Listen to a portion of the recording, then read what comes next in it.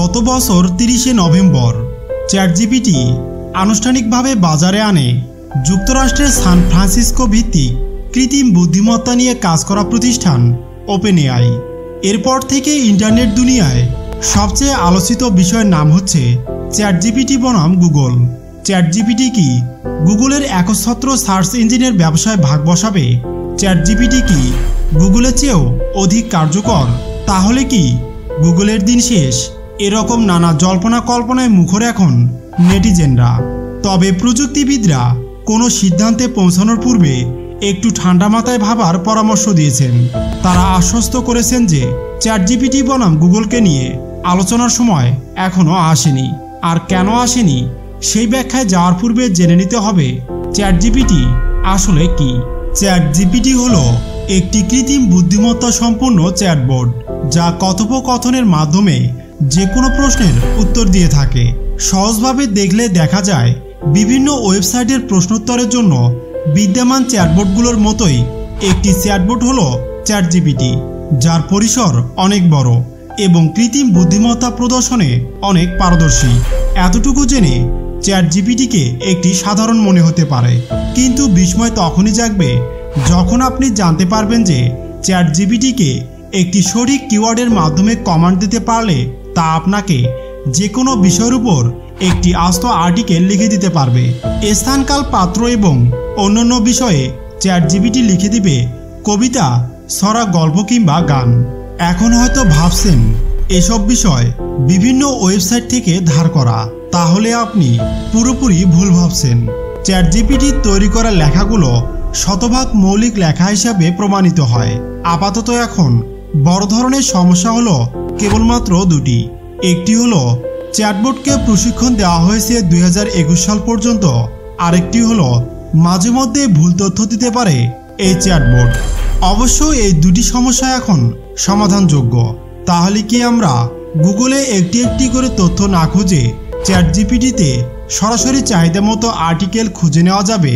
আর যদি তাই হয় তাহলে গুগলের প্রয়োজনীয়তা কি ফুরিয়ে এলো? সময়ের সাথে সাথে কৃত্রিম বুদ্ধিমত্তার উন্নতি কোথায় গিয়ে ঠেকবে তা এখনই বলা মুশকিল হলেও এই প্রশ্নের উত্তর অবশ্য না। এবার আসুন জেনে নেওয়া যাক কেন। চ্যাটজিপিটি ব্যবহারকারীর যে কোনো প্রশ্নের উত্তর কেবলমাত্র ট্যাক্সের মাধ্যমে দিতে সক্ষম। কোনো প্রকার ছবি কিংবা ভিডিও চ্যাটজিপিটি দিতে পারে না, যেখানে গুগল কিওয়ার্ডের সাথে সাদৃশ্যপূর্ণ সকল প্রকার ছবি এবং ভিডিও উপস্থাপন করতে সক্ষম। চ্যাটজিপিটিতে কিছু সার্চ করলে চ্যাটবটটি নিজের মতো করে উত্তর সাজিয়ে একটি আর্টিকেল আকারে উপস্থাপন করবে, যার মানে দাঁড়াচ্ছে প্রশ্নটির কেবলমাত্র একটি উত্তরেই পাওয়া যাবে। কিন্তু গুগলের ওয়েবসাইটে থাকা সকল উৎসের সন্ধান দেবে আপনাকে, যেখান থেকে আপনি নিজের ইচ্ছা এবং প্রয়োজন মতো বাছাই করে নিতে পারবেন। চ্যাটজিপিটির দেওয়া উত্তরে কোনো উৎসের উল্লেখ থাকে না, তাতে করে সত্য কিংবা মিথ্যা যাচাইয়েরও উপায় থাকে না। কিন্তু গুগলে সার্চ করলে অসংখ্য অপশন আসবে, যেখান থেকে বাছাই করে তথ্য নেওয়া যাবে সেই উৎসের নির্ভরতার উপর ভিত্তি করে। গতিতেও চ্যাটজিপিটির থেকে এগিয়ে যেন গুগল। যে কোনো প্রশ্নের উত্তর গুগল হাজির করতে পারে 1 সেকেন্ডেরও কম সময়, যেখানে চ্যাটজিপিটির এআইয়ের যে কোনো উত্তর তৈরি করতে খানিকটা সময়ের প্রয়োজন হয়। এরই মধ্যে 10 কোটিরও বেশি ব্যবহারকারী নিয়মিতভাবে চ্যাটজিপিটি ব্যবহার করছেন। জনপ্রিয়তার শীর্ষে থাকা এই চ্যাটজিপিটি 1 কিংবা 2 বছরের মধ্যে গুগলের ব্যবসা ধ্বংস করতে পারে বলে আশঙ্কা করছেন জিমেইল নির্মাতা পল বাখাইট।